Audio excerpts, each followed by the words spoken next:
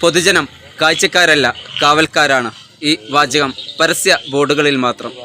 മേപ്പാടി ഊട്ടി റോഡിൽ തിനപുരം ഗ്യാസ് ഏജൻസിക്ക് സമീപത്ത് നിങ്ങൾ ഈ കാണുന്ന വീഡിയോയിലെ രംഗങ്ങളൊന്ന് ശ്രദ്ധിച്ചു നോക്കൂ.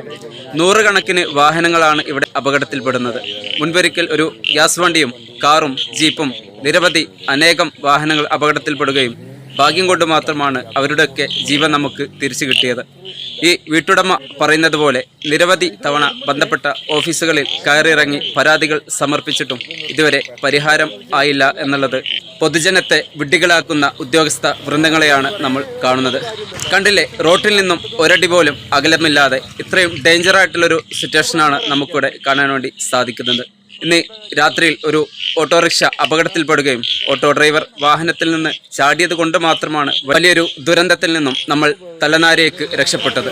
ദുരന്തങ്ങൾ ആവർത്തിക്കാതിരിക്കണമെങ്കിൽ ഈ ദൃശ്യങ്ങൾ കണ്ടിട്ടെങ്കിലും ബന്ധപ്പെട്ട ഉദ്യോഗസ്ഥ വൃന്ദങ്ങൾ ആവശ്യമായ പരിഹാര മാർഗങ്ങൾ കണ്ടില്ല എങ്കിൽ വലിയ അപകടം തന്നെ നമ്മെ കാത്തിരിക്കുന്നുണ്ടാവും.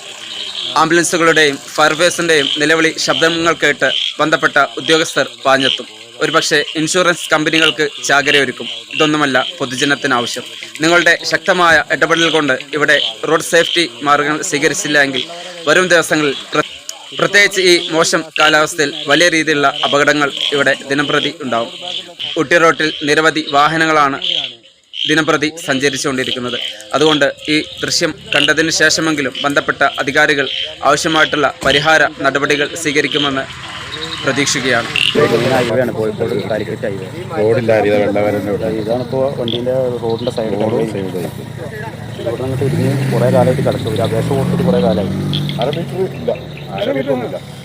ഇത് റോഡിൽ ഒന്നരടി ഇത് നിർത്തി എത്രയും പെട്ടെന്ന് ചെയ്തിട്ടില്ല അടുത്ത വണ്ടി പോകും. ഇതാക്കിയോണ്ട് കാര്യമില്ലല്ലോ. സംരക്ഷണ വിധി ഉണ്ടാക്കേണ്ടതും ഒക്കെ PWD ആണല്ലോ ചെയ്യേണ്ടത്. അത് ഇവിടെ 1.5 അടി ഗ്യാപ്പ് കൊണ്ടൊക്കെ എന്താ കാര്യമുള്ളത്?